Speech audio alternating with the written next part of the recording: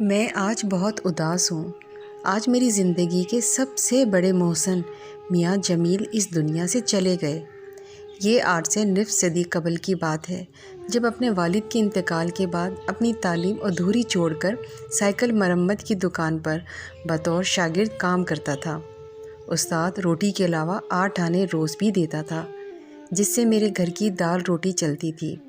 ایک دن ایک صاحب اس دکان پر اپنی سائیکل کو پنکچر لگوانے آئے۔ میں نے انہیں کولر سے ٹھنڈا پانی پیش کیا، کرسی کو صاف کر کے انہیں بیٹھنے کی دعوت دی۔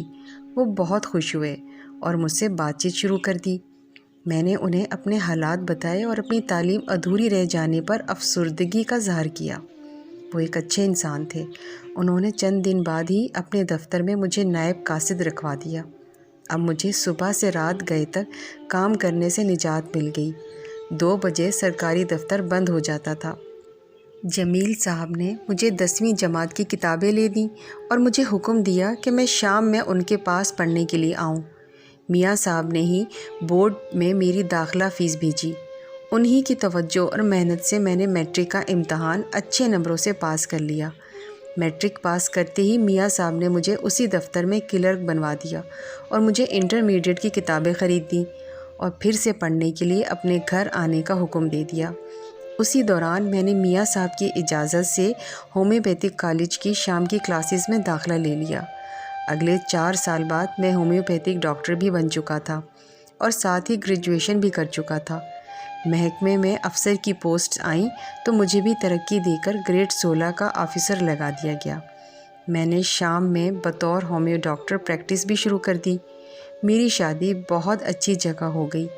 میری تو پوری زندگی ہی بدل گئی۔ آج میرا بڑا بیٹا اعلیٰ سرکاری افسر ہے۔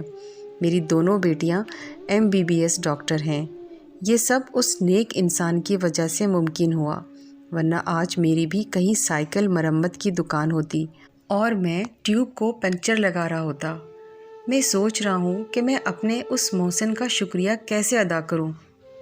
میرے ذہن میں تو بس ایک ہی طریقہ ہے، وہ یہ کہ میں بھی ایسے ہی کسی ایک بچے کی اسی طرح مدد کروں۔